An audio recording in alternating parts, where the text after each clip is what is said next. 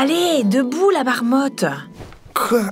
Oh, non mais t'es malade là, on est dimanche, moi je fais la sieste. Mais aujourd'hui est un grand jour, on va voir Patrick. Quoi? Qui ça? Attends, qu'est-ce que tu racontes là? Mais Patrick, ne me dis pas que tu as oublié. Mais de qui tu parles? Patrick, le frère de mamie? Mais non.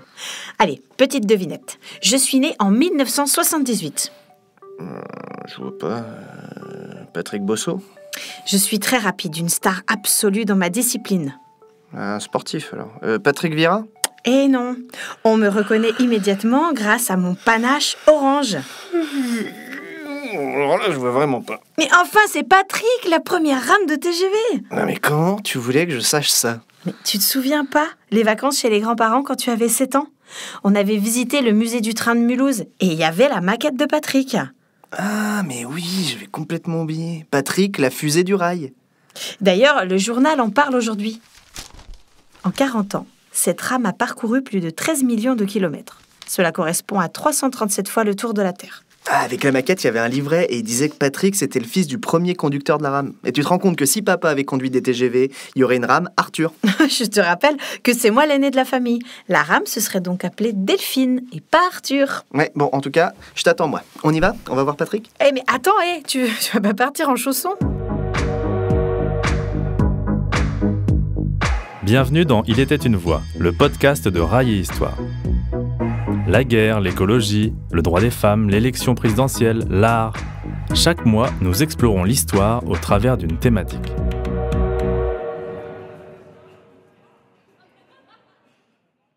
Comme la locomotive à vapeur avant lui, le TGV est présent dans tous les esprits. Il a révolutionné le chemin de fer en France.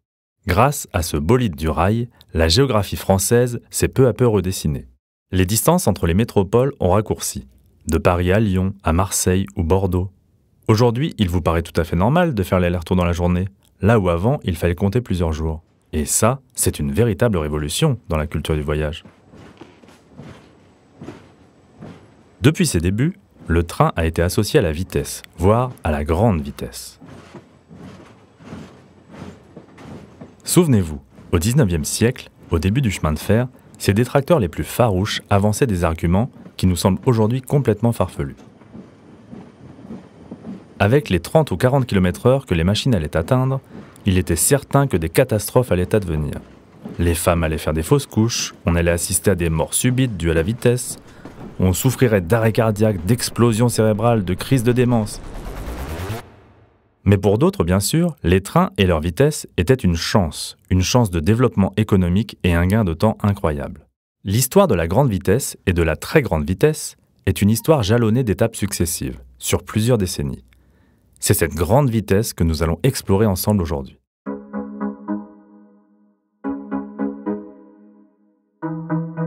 Depuis le début, la France s'est vue comme le pays du train et de la vitesse ferroviaire, avec des records de vitesse battus les uns après les autres. Mais, au XXe siècle, le train, à la pointe du progrès et de la mode au XIXe, a perdu de sa superbe. Et après la Deuxième Guerre mondiale, il fait face à la concurrence féroce de l'automobile et de l'avion.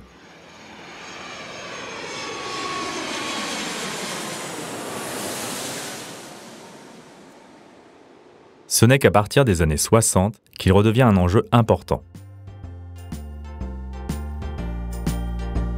D'abord, en 1964, les Japonais font rouler un train jusqu'à 210 km/h en vitesse de pointe sur la ligne Shinkansen-Tokaido. Et ça en met un coup à la fierté de la France. Le pays et la SNCF se doivent de réagir pour ne pas être dépassés. Il est urgent de réformer le chemin de fer et de se tourner vers la grande vitesse. C'est ce que m'a raconté Christian Faunet, grand connaisseur du chemin de fer et membre de Rail et Histoire. En France, on se dit mais c'est pas possible. La France détient le record du monde de vitesse sur rail. Et comment se fait-il que le Japon, une nation qui a perdu la guerre, se permette de faire des grandes vitesses? Donc les pouvoirs publics se sont un peu émus. Et notamment un ministre à l'époque qui s'appelait Edgar Pisani, et qui a dit à la SNCF, mais est-ce que vous pouvez faire ces vitesses-là de 200 km/h? Alors la SNCF dit, oui, bien sûr, on peut, mais bon, on attend votre autorisation. Parce que depuis 1853, il y a un décret de Napoléon qui limitait la vitesse à 120 km/h. Et donc une première expérience a été tentée entre Orléans et Vierzon avec le Capitole au service d'été 1967 où le Capitole a été le premier train à rouler à 200 km/h entre Orléans et Vierzon avec un nouveau système de signalisation. Et ça a permis de ramener la vitesse, le temps de parcours entre Paris et Toulouse à 6 heures pile. Quelques années plus tard, comme une bonne partie de la planète, la France subit de plein fouet la crise pétrolière des années 70. Le prix des carburants flambe, le coût de la voiture et de l'avion explose. Et ça permet au train de reprendre sa marche en avant. Mais n'allons pas trop vite. D'abord, revenons aux origines de la grande vitesse. Nous sommes encore dans les 30 glorieuses, et au sujet de la grande vitesse made in France, tout est à faire, ou presque. Dès le début, un choix stratégique s'impose. Faut-il faire évoluer le matériel et le réseau existant, ou faut-il partir de zéro et imaginer un nouveau chemin de fer? Plusieurs écoles s'affrontent alors, les tenants de l'évolution contre ceux de la révolution. Alors, il y en a qui disent que c'est une révolution, et d'autres qui disent que c'est une évolution. En matière technique, c'est une évolution. Le chemin de fer a été bien inventé au départ. C'est absolument extraordinaire, le contact roue-rail. Donc, on a perfectionné le système. On passait par des locomotives à vapeur de plus en plus puissantes, puis des locomotives diesel, puis des locomotives électriques, et puis voilà, et puis après des automotrices légères. Le TGV est une automotrice. Le TGV est une automotrice. Donc qui roule plus vite, effectivement, puisqu'on a quand même atteint, les records ont été perfectionnés, puisque le record actuel, depuis le 3 avril 2007, 574,8. C'est-à-dire que si ce TGV-là, s'il avait eu des ailes, il se serait envolé. C'est-à-dire qu'il roule plus vite qu'un avion en cours de décollage. Donc, le TGV est une évolution du train classique. Révolution, probablement, oui, dans la mesure où on a obligé les gens déjà à réserver, comme dans les avions. Bon. Et puis surtout, on a fait ce qu'on appelait des dessertes. Le 15 septembre 1966, une réunion de conciliation est organisée entre les partisans des deux camps. Résultat, certaines lignes seront modernisées et une nouvelle sera créée. Elle reliera Paris et Lyon et pourra accueillir du matériel roulant jusqu'à 250 km/h. L'idée, c'est en quelque sorte de s'inspirer du réseau autoroutier, avec des routes pour les trains classiques et des autoroutes pour la grande vitesse. Petit à petit, la grande vitesse avance. On commence par améliorer du matériel et des lignes classiques, on booste un peu le tout avec le fameux train Capitole, on avance sur le turbotrain à grande vitesse, et, de leur côté, les ingénieurs explorent toutes les pistes susceptibles de faire gagner en vitesse de croisière. Mais des doutes subsistent. Le coût financier semble exorbitant et le gouvernement ne suit pas. Parmi les critiques, le prix du billet, que l'on imagine forcément inaccessible, est destiné à un seul type de population, privilégiée, qui serait capable de le payer. D'autres tentatives parallèles voient également le jour. À partir de 1965, l'ingénieur Bertin envisage de relier Paris à Lyon en 2 heures grâce à son aérotrain. Le choix est fait d'une technologie de substitution élaborée à partir de 1957 par l'ingénieur et ses équipes. Après de longues années de travail, le 29 décembre 1965, un prototype se déplace à 300 km/h et 1 an plus tard atteint les 345 km/h. Le 5 mars 1974, il battra même le record mondial de vitesse avec 430 km/h.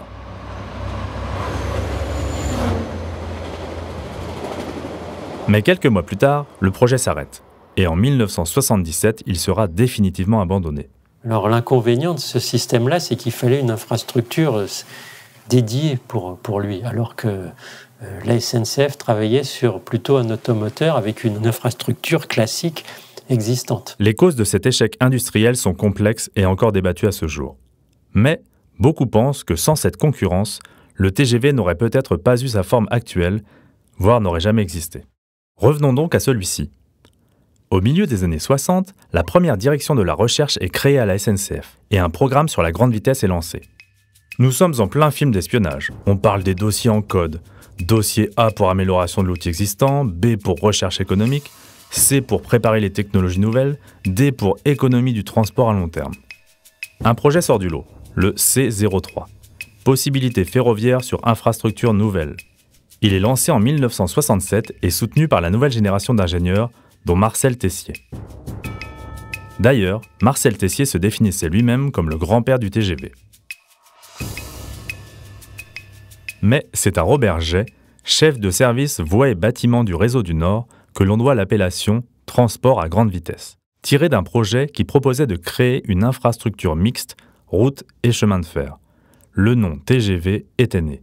Les recherches se poursuivent et la SNCF, dans ces années 60, penche fortement du côté de la turbine à gaz pour faire avancer ces nouveaux trains. C'est un autorail qui a été créé en 1967 et ça a été le premier autorail à turbine. Et ils ont fait des essais là-dessus.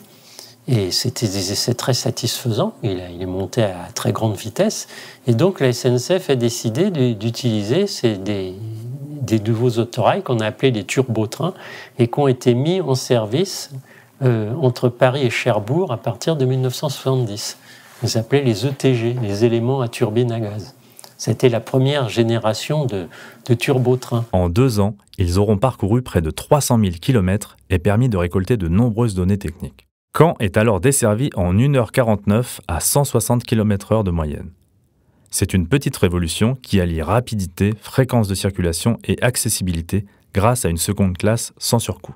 La SNCF fait alors feu de tout bois et, riche des retours de ses nombreuses expérimentations sur la vitesse, elle peut commander le 11 juillet 1969 un turbotrain expérimental avec turbine à gaz. Le 23 mars 1972, ce prototype TGV 001 est présenté dans les usines Alstom de Belfort. Il est alors doté 1. D'un design révolutionnaire dû à Jacques Cooper, vous savez, le long nez du train et sa couleur orange.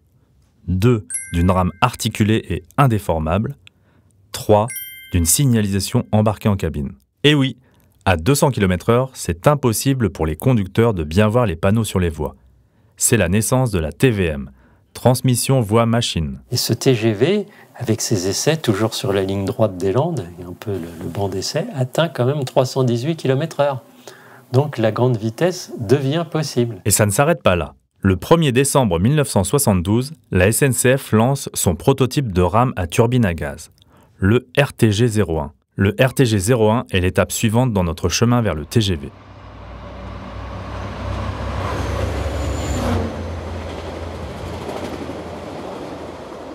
Jusqu'en 1974, il a permis de travailler à l'amélioration de l'aérodynamisme, de la stabilité et de l'adhérence. Ensuite, en 1973, la SNCF lance une automotrice transformée baptisée Zébulon. Oui, comme le personnage du Manège enchanté.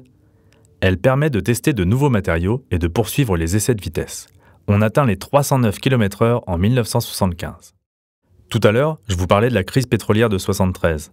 Elle est très liée à l'histoire du train. En fait, elle impose un changement radical de stratégie dans la conception du train à grande vitesse. Face à la traction thermique, on préfère désormais l'électricité. «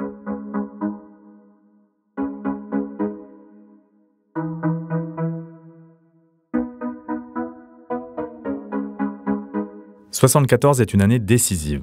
Si la SNCF veut que son train à grande vitesse roule en 1980, il faut absolument que la déclaration d'utilité publique intervienne au plus vite. En octobre de la même année, une direction de la ligne nouvelle Paris-Sud-Est est créée à la SNCF.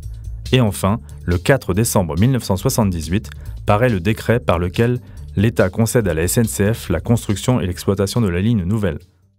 Tout est désormais réuni pour que la grande vitesse déploie ses ailes sur la France. Et le 7 décembre 1976, le premier chantier est ouvert à Écuisses, en Saône-et-Loire. En parallèle des travaux de construction de la première ligne à grande vitesse, le matériel évolue lui aussi. En juillet 1978, la première rame de pré-série TGV PSE 01 sort des usines Alstom. Le 29 janvier 1979, c'est la première marche de Patrick et Sophie entre Strasbourg et Colmar. Patrick et Sophie, ce sont les noms donnés aux 2 premières rames d'essai. En 2 ans, Patrick et Sophie parcourent 800 000 km et subissent 15 000 mises au point. C'est du jamais vu. En 81, la rame TGV baptisée numéro 16 bat le vieux record de vitesse de 1955 avec une vitesse de 380 km/h, rien de tel qu'un bon petit record de vitesse. Avec le TGV, beaucoup de choses changent, et pas seulement du point de vue technologique. Quand on parle TGV et origine de la grande vitesse, on pense immédiatement à ce train avec un long nez et son emblématique couleur orange. Ce premier TGV est l'œuvre du designer Jacques Cooper. Chez Alstom, on lui avait demandé « Dessine-moi un train qui ne ressemble pas à un train ». C'est ce qu'il a essayé de faire. Mais comment va réagir le public ? Personne ne le sait. On décide donc, en attendant la fin des travaux de la ligne nouvelle, que le matériel grande vitesse sera utilisé sur la ligne classique Paris-Lyon, afin que les clients s'habituent à ces nouveaux trains. On surnomme alors ce matériel le Lyonnais. Rien n'arrête la marche en avant de la grande vitesse. Et, le 22 septembre 1981, le président François Mitterrand inaugure ce nouveau chapitre de l'histoire ferroviaire avec le premier tronçon grande vitesse entre Saint-Florentin et Mâcon. Et alors, cette première ligne, en chiffres, ça donne quoi ? 273 km de voies, 386 ouvrages d'art dont 8 viaducs, 181 ponts-rails, 126 ponts-routes, 100 000 tonnes de rails, 1 500 000 traverses, 5 900 000 tonnes de ballast. Avec cette inauguration, la grande vitesse en France était née. Et aujourd'hui, elle fait partie de notre quotidien. Imaginez qu'en 2005, les TGV ont atteint le milliard de voyageurs transportés.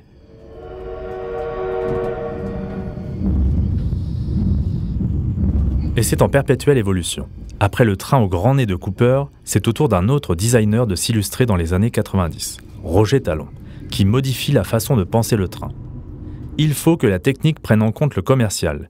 Il faut satisfaire les attentes du client. Les TGV deviennent alors gris et bleu. Le orange est dépassé. Le designer a expliqué avoir été notamment influencé par l'univers d'Yves Klein. Depuis 1981, la grande vitesse s'est déployée et avec elle de nombreuses évolutions technologiques. La vitrine de tout cela, ce sont notamment les records de vitesse, qui ne sont pas là que pour alimenter les pages Wikipédia. Ils permettent de valider des avancées technologiques et de donner de la visibilité au train et à ceux qui l'exploitent. Mais qu'en sera-t-il de demain ? J'ai demandé à Christian son avis sur le futur de la grande vitesse en France. L'avenir, c'est une interconnexion de tous les pays européens. Ça avance. On peut imaginer même des TGV de nuit. C'était envisagé, faisant Londres-Rome, par exemple, en une nuit, par exemple, pourquoi pas, ou d'autres liaisons. Et je pense qu'on viendra à ça. Et puis, surtout, avec des TGV beaucoup plus performants, là, dont une maquette a été dévoilée là, récemment à Villeneuve-Saint-Georges. Un beau TGV, avec des moteurs asynchrones. C'est la grande mode en ce moment. Le confort aussi, le confort sera modifié, parce qu'au début, on a reproché au TGV que les sièges étaient pas tellement confortables pour une longue durée. Mais il ne faut pas oublier que le TGV était fait pour des liaisons ville à ville, très courtes, 2 heures maxi. 7 heures de TGV dans un siège classique, c'est pas... Donc ils ont changé les sièges, ils ont changé l'aménagement. Puis on voulait aussi mettre le maximum de personnes dans un train, c'est normal.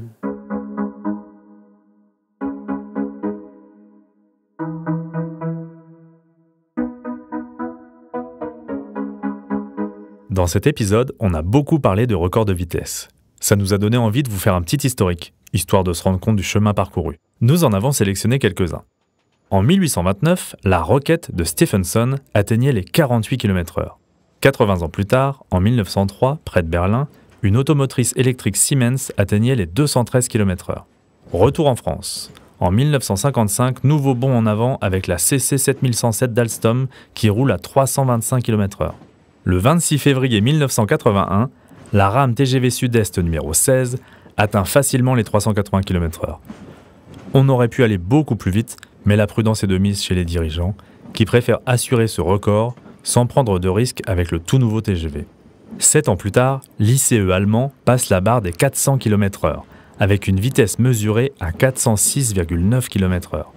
En mai 1990, on atteint les 515,3 km/h sur la toute nouvelle LGV Atlantique. C'est plus rapide qu'un Boeing 747 au décollage. Enfin, le 3 avril 2007, à 13h13, la rame TGV d'essai 4402 repousse les limites. Elle atteint une vitesse de 574,8 km/h sur la LGV Est-Europe. C'est une vitesse record de 150 mètres par seconde qui est dépassée. Merci d'avoir écouté cet épisode de Il était une voix, un podcast de Rail et Histoire. Vous trouverez en description les sources utilisées dans cet épisode. Rendez-vous le mois prochain pour un nouvel épisode, et d'ici là, n'hésitez pas à nous dire si ça vous a plu, et à bientôt!